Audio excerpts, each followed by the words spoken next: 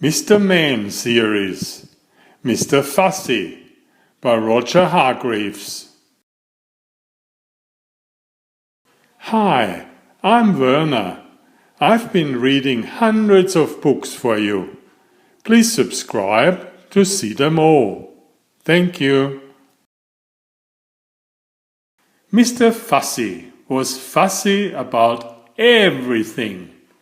Absolutely everything had to be neat and tidy and in its proper place.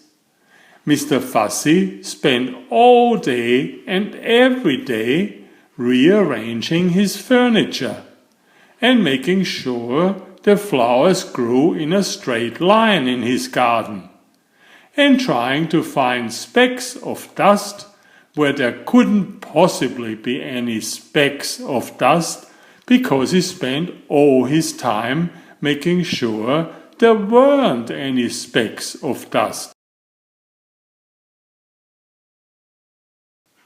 One fine morning, Mr. Fussy was having breakfast. He was very fussy about what he ate. He opened the marmalade pot. "Ah!" he exclaimed. "It's got bits in it." And he spent the rest of the morning separating the bits from the marmalade. Or, if you prefer, the marmalade from the bits. Fussy old fusspot, people used to call him. Then Mr. Fussy went out into his garden and spent the rest of the day straightening out all the blades of grass on his lawn. Fussy old fusspot.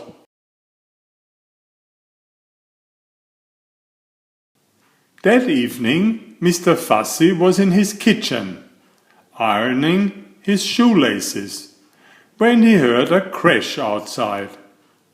"What's to do?" he murmured to himself, and hurried outside to investigate.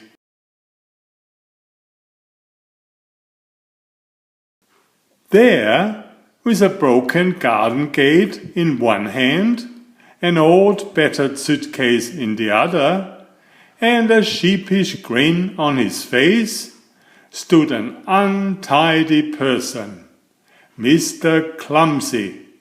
"Whoops!" he said, holding up the garden gate. "It came off in my hand."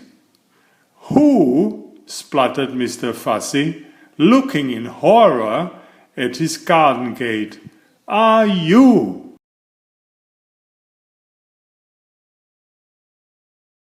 "I'm Mr. Clumsy," replied the untidy person, grinning, and he stepped forward to shake Mr. Fussy's hand, but tripped over and fell on the lawn.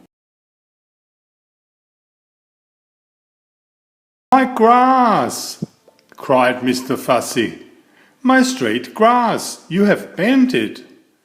And he got down on his hand and knees and started straightening the grass. "But who are you?" he asked over his shoulder. "And why are you here?" "I'm your cousin," replied Mr. Clumsy, "your long-lost cousin from Australia. I have come to visit."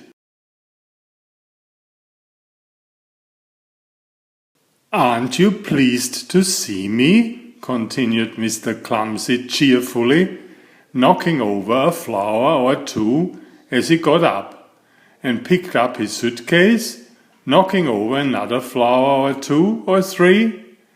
Mr. Fussy quite obviously wasn't pleased to see him. "You'd better come in," he muttered. "I say," remarked Mr. Clumsy, looking through the front door of Mr. Fussy's house, "I say, what a neat little place you've got here." And he stepped inside and tripped over his shoelaces, he often does, and knocked over a chair, and dropped his suitcase and fell in an untidy heap on the floor. "Whoops!" he said. Mr. Fussy shut his eyes and heaved a sigh and groaned silently to himself. Later that evening, after Mr. Fussy had cooked them a meal, and after Mr. Clumsy had helped with the washing up, 2 broken plates, they sat down to talk.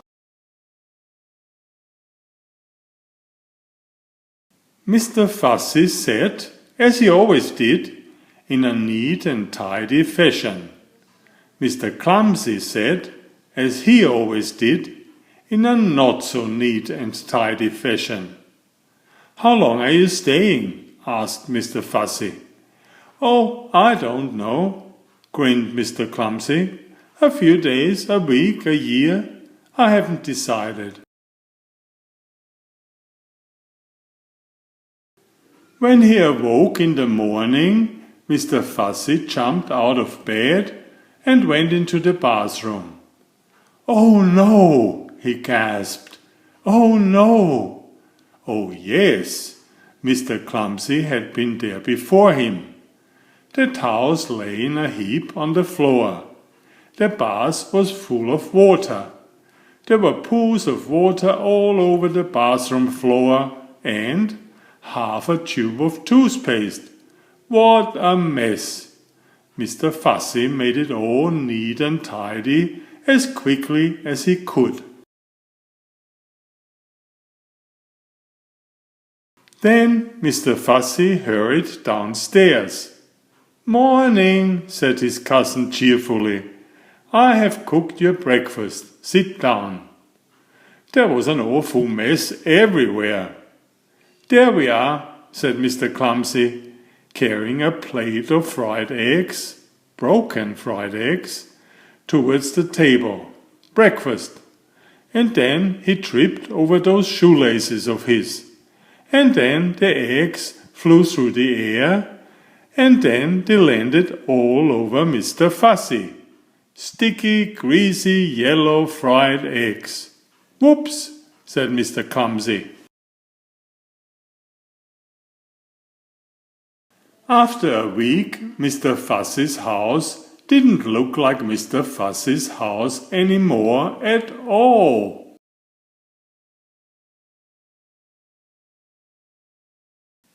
But after 2 weeks, Mr. Clumsy decided to move on. "Thank you for having me," he said to Mr. Fussy. "It was very nice to see you," replied Mr. Fussy politely. But what he was thinking was, "It's very nice to see you going." "Cheerio," said Mr. Clumsy, and off he went with his battered old suitcase. "Goodbye," called Mr. Fussy, really meaning good riddance. Then Mr. Fussy fussed around his house as he had never fussed before. Fussy old fusspot.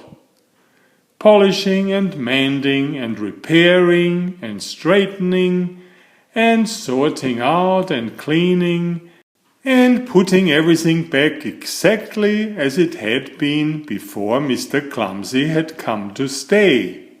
He even dusted the flowers in the garden. That evening Mr. Fussy was in his kitchen, polishing an egg, when he heard a crash outside. "Oh no!" he groaned. "Not Mr. Clumsy back again! It can't be! It mustn't be! It isn't!" And it wasn't. It was somebody else. Somebody who had just walked straight through Mr. Fussy's garden gate. Somebody who can't help having little accidents. Somebody you may have met before. "Hello," smiled Mr. Bump. "I have come to visit." Funny story, wasn't it? Please subscribe if you haven't already, so you see the other books as well. Thank you. Enjoy my new series Oliver and Jumpy. 19 video books with about 500 pictures. There is text, but I also read it aloud for the younger children. I have written 65 stories and had them illustrated at great cost for your children's fun. Oliver is an elegant tomcat and Jumpy is his lady friend. Oliver loves to ride in Jumpy's pouch when they go for adventures together. Please find a link to the first book in the description of this video. Please always subscribe and like if you find my effort interesting. Thank you so much.